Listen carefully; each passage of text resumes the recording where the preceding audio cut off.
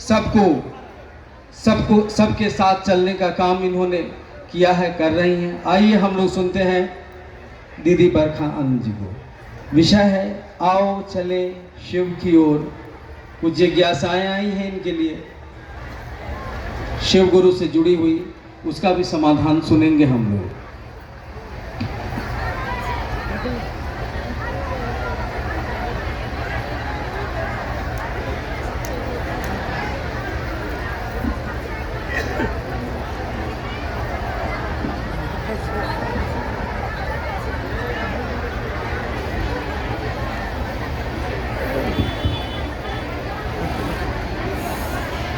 मेरे गुरु महेश्वर शिव को मेरा प्रणाम है। इस काल खंड के प्रथम शिव के शिष्य और हम सबों के परम आदरणीय वरेण्य गुरु भ्राता साहब श्री हरिंद्रानंद जी के चरणों में मेरा प्रणाम है। शक्ति स्वरूपा माँ नीलम आनंद जी के चरणों में मेरा प्रणाम है। और खगड़िया जिले के विभिन्न स्थानों से आप जो गुरु भाई गुरु बहन आए हैं और इस मैदान में उपस्थित हैं, आप सभी के चरणों में मेरा प्रणाम।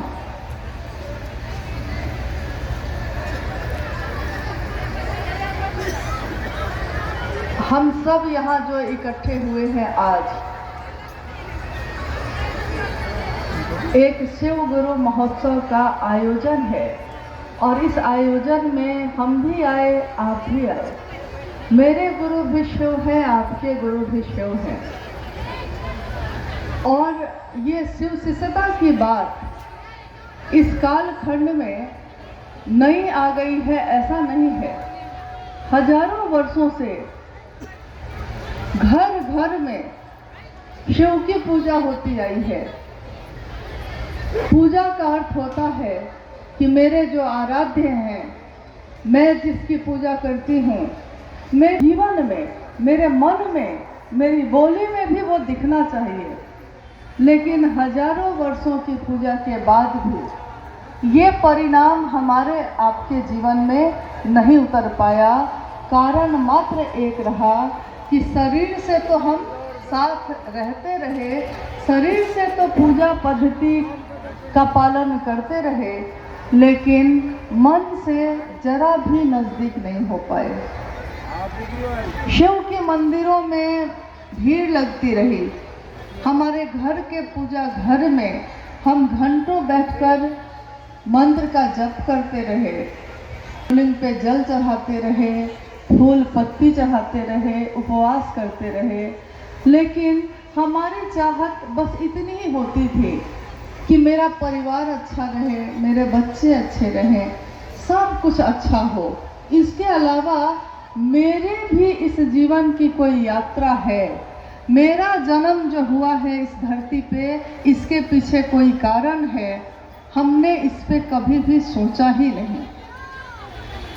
कभी दिमाग में ये नहीं आया कि हर व्यक्ति जो इस धरती पे जन्म लेता है उसका एक जीवन होता है और उसके जीवन को जीने का एक उद्देश्य होता है, एक मकसद होता है।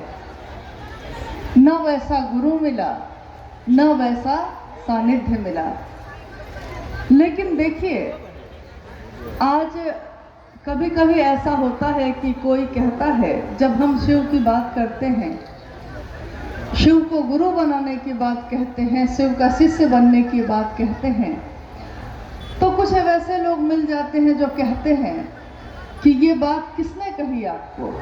हम लोगों के मुंह से निकल जाता है कि साहब हरिंद्रानंद जी जो है, साहब हरिंद्रानंद जी की वाणी है ये, उन्होंने ये बात कही है।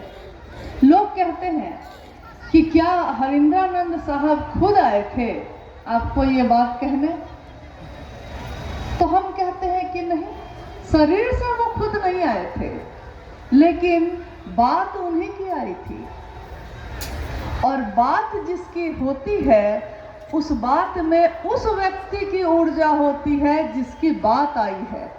मेरे अंदर कोई ताकत नहीं है, मेरी कोई सामर्थ्य नहीं है, मेरी कोई बिसात नहीं है, लेकिन जिसने ये बात कही है कि शिव मेरे गुरु हो सकते हैं, बात तो उनमें है और ऊर्जा भी हम कर रही है। हम दिखते हैं, आप दिखते हैं।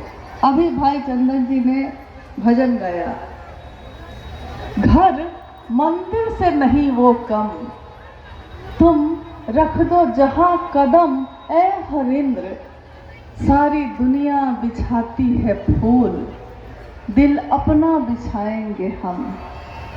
ये भजन, ये गीत सबसे पहले मैंने सुना था, आपके बगल में एक जिला है बेगूसराय, बेगूसराय जिला में सदानंदपुर एक स्थान है। साहब और माँ नीलमानंद जी के साथ मैं आई थी उसमें, और शिव गुरु संगोष्ठी का आयोजन हुआ था। उस समय 2 दिन होता था। उस आयोजन में कुछ गुरु भाई लोगों ने मिलकर इस गीत को गाया था, और पहली बार जब मैंने इस गीत को सुना था तो हम लोगों की आंखों में आंसू आ गए थे, इस बात के लिए कि देखिए, सारी दुनिया क्या करेगी हम नहीं जानते, लेकिन हम क्या करेंगे ये हम जानते हैं। सारी दुनिया फूल तोड़ती है और न्योछावर कर देती है, भेंट कर देती है। हम सामान्य लोग हैं, सामान्य से भी सामान्य, अति सामान्य लोग हैं। हमारे पास फूल ना हो तो हम अपना दिल ही बिछा देते हैं। मुझको याद है, एक राज्य है, जैसे हम जहाँ रहते हैं अभी, जहाँ हैं, इस राज्य का नाम है बिहार, है ना। वैसे ही एक राज्य है उड़ीसा, झारखंड राज्य के बगल में है वो राज्य उड़ीसा। एक गुरु बहन जो अब शरीर में नहीं है, लेकिन कुछ वर्ष पूर्व जब वो शरीर में थी, हम लोग गुरु कार्य के कारण उड़ीसा जा रहे थे। उस गुरु बहन ने बहुत अनुरोध किया कि आप उसी रास्ते से जाइएगा, भोजन मेरे यहाँ करिएगा। और मुझको ये पता था कि वो काफ़ी गरीब है। मुझको लग रहा था कि इसके पास खुद के लिए पैसे नहीं हैं, और हम लोग चले जाएंगे तो इसको अलग से एक व्यवस्था करनी पड़ेगी, कहाँ से करेंगे। लेकिन भाव ऐसे थे कि मना करते करते भी मानना पड़ा। भावेन लभ्यते देवता, भावेन देव दर्शनम, भाव से देवता लभ्य हो जाते हैं, मिल जाते हैं, उनका दर्शन हो जाता है। तो भाव ऐसी चीज़ है जिससे हम किसी भी चीज़ को मनवा सकते हैं। तो उस गुरुवान की बात को हम लोगों को माननी पड़ी। जब हम लोग वहाँ पहुँचे थे, ये बच्चे थोड़े छोटे ही थे, जब पहुँचे उसकी झोपड़ी थी, छोटी सी झोपड़ी नुमा घर था। उस घर में भी जगह जगह से वो टूटा हुआ था, लेकिन उस झोपड़ी को उसने अपने पेटी में जो साड़ी थी, उस साड़ी को निकालकर साड़ी से ही दीवारों को ढक दिया था। और इसलिए ढक दिया था कि उसको लगा कि कहीं दीवार जो टूटी हुई है जगह जगह से दिखाई न दे जाए, तो ढक देते हैं, सुंदर कर देते हैं। हम लोग जब वहाँ पहुँचे तो हम लोग देख रहे हैं कि चारों तरफ साड़ी से सजावट की हुई है। तो हम लोगों को लगा कि साड़ी की सजावट तो पहली बार देखी है। तो उस गुरु बहन ने कहा, दीदी मेरा घर टूटा फूटा है, और साहब का संदेश लेकर ही तो आप आए हैं। साहब ही आए मेरे लिए, तो मेरे साहब जब आए तो मेरा ये छोटा सा घर, ये छोटी सी कुटिया उनके योग्य बन सके, इसके लिए मेरे पास जो था मैंने उससे सजा दिया। देखिए, लोग कहते हैं शिव का शिष्य बनकर हम लोगों ने क्या पाया, शिव की शिष्यता ने हम लोगों को क्या दिया। शिव की शिष्यता ने हमारे अंदर सोए हुए इंसान को जगा दिया। इंसान का मानवीय गुण होता है, किसी भी इंसान का मानवीय यानी एक मानव का गुण ये होता है कि वो प्रेम करता है, सहानुभूति करता है, स्नेह करता है, ममता रखता है। मानव का गुण नफरत करना नहीं होता, मानव का गुण जलन और ईर्ष्या करना नहीं है, ये मानव का गुण नहीं है, इसीलिए इसको तामसिक गुण कहा गया। लोग कहते हैं कि ये राक्षस का गुण है। राक्षस मतलब आदमी नहीं, शरीर नहीं, उसका मन जो दूसरों से नफरत करता है, जो दूसरों को पीड़ा पहुंचाकर खुद खुश होता है, सुखी होता है, वो इंसान नहीं होता। इंसान वो होता है जो अपने पास का देकर भी अगर किसी को खुश कर सका, हंसा सका, तो वही उसके इंसान के होने का प्रमाण होता है। और शिव के शिष्यता ने हम सबों के अंदर सोए हुए उस इंसान को जगा दिया। जिस दिन हम लोगों ने अपने नाम की घोषणा की, साहब कहते हैं कि याद कीजिए उस दिन को जिस दिन हमने और आपने शिव को अपना गुरु बनाया था।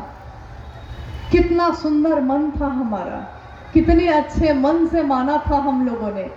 किसी ने कहा था कि शिव को कहे नहीं अपना गुरु बनाते हैं, दुख है, कष्ट है, कोई रास्ता नहीं दिख रहा है, महादेव को गुरु बना लीजिए ना, किसी ने कहा। कोई माध्यम बन के आया था, बात लेकिन साहब हरिनानंद जी की ही लेकर आया था। और मेरे मन ने, आपके मन ने